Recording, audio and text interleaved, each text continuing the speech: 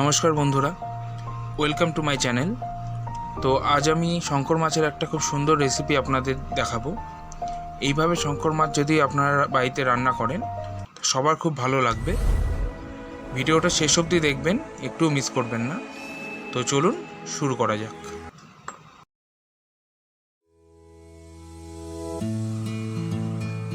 প্রথমে আমি 500 গ্রাম মতো শঙ্কর মাছ নিয়ে নিয়েছি। মাছটা রান্না করার আগে আমার ম্যারিনেট করে নিতে হবে। তো ম্যারিনেশনের জন্য আমি প্রথমে নুন, কিছুটা হলুদ গুঁড়ো, কিছুটা লঙ্কা গুঁড়ো আপনারা চাইলে নাও দিতে পারেন, আর অবশ্যই হাফ পাতিলেবুর রস। আমি এখানে হাফ পাতিলেবুর রস কেন দিচ্ছি, কারণ মাছের মধ্যে যাতে আষ্টে গন্ধটা না থাকে। এবার সব কিছু দিয়ে মাছটাকে মিনিমাম 10 থেকে 15 মিনিটের জন্য ম্যারিনেট করে রেখে দিতে হবে। আপনাদের হাতে সময় থাকলে আর একটু বেশিক্ষণও রাখতে পারেন, নাহলে 10 থেকে 15 মিনিট এনাফ।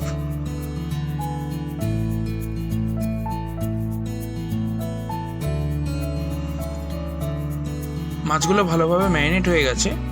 এবার আমি মাছগুলোকে ভেজে নেব। আমি পুরো রান্নাটা সর্ষের তেলে করছি, কারণ টেস্টটা ভালো আসবে। কড়াইতে আমি সর্ষের তেল দিয়ে দিলাম। তেলটা গরম হয়ে গেলে আমি মাছগুলো এক এক করে দিয়ে দেবো। দিয়ে দেওয়ার পর ভালো করে ভেজে আমি সাইডে রেখে দেবো। এরপর নেক্সট স্টেপ,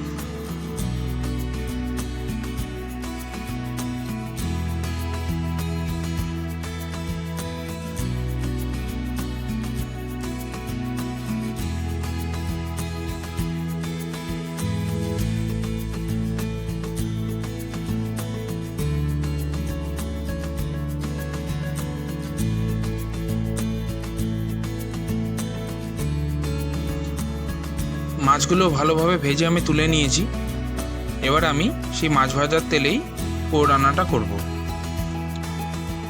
তেলে আমি প্রথমে গোটা জিরে ফোড়ন দিলাম। দেওয়ার পর আমি পেঁয়াজ কুচি দিয়ে দেবো। আমি এখানে 2টো পেঁয়াজ ইউজ করেছি, আপনারা চাইলে একটু বেশিও দিতে পারেন। পেঁয়াজগুলো ভালোভাবে ভাজতে হবে যতক্ষণ না পেঁয়াজের কালারটা হালকা ব্রাউন হচ্ছে।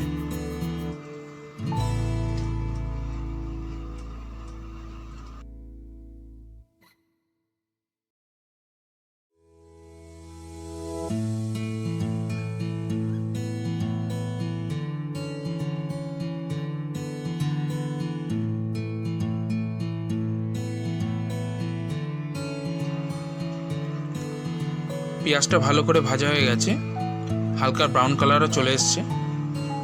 এবার আমি পেঁয়াজের মধ্যে আদা রসুন বাটাটা দিয়ে দিলাম। আদা রসুন বাটা দেওয়ার পর কিছুক্ষণ নাড়াচাড়া করে নিতে হবে। এই সময় আপনারা ফ্লেমটা লো রাখবেন, কারণ হাই ফ্লেম থাকলে পুড়ে যেতে পারে।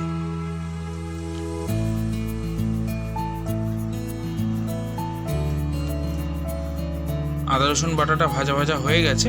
এবার আমি টমেটো পেস্টটা দিয়ে দিলাম। এখানে আমি 2টো মিডিয়াম সাইজের টমেটো ইউজ করেছি। টমেটোটা দেওয়ার পর এবার আমি একে একে মশলাগুলো দিয়ে দেব। প্রথমে আমি স্বাদ মতো নুন দিয়ে দিলাম, তারপর হলুদ গুঁড়ো এবং লঙ্কা গুঁড়ো 1 চামচ দিয়ে দিচ্ছি। আপনারা যদি ঝাল বেশি খেতে পছন্দ করেন তাহলে লঙ্কা গুঁড়োটা একটু বেশি দিতে পারেন। তাছাড়া এটা কাঁচা লঙ্কা দিয়েও করতে পারেন।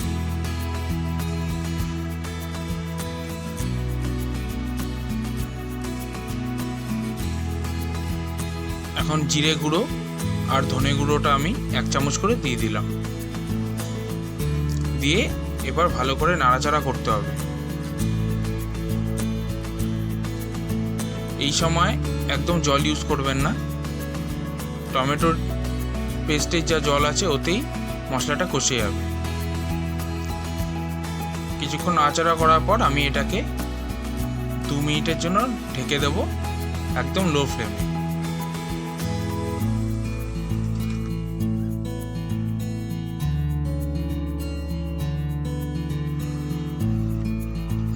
দু মিনিট মতো হয়ে গেছে।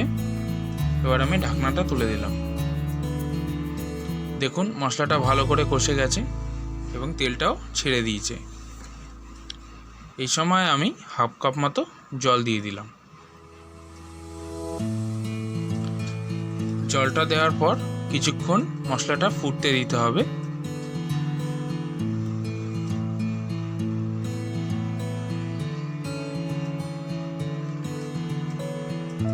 গ্রেভিটা ফুটে গেলে আমি মাছ ভাজাগুলো দিয়ে দিলাম।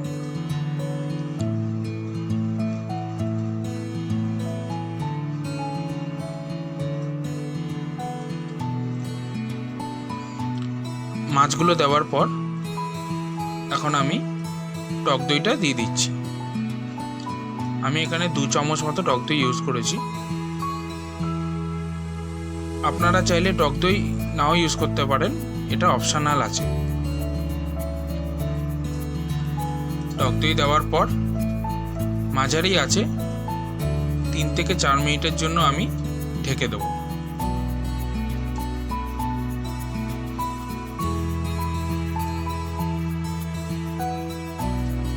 এবার ঢাকনাটা তুলে দিলাম। দেখুন ভালো করে জিনিসটা কষে গেছে, তেলটাও বেরিয়ে গেছে।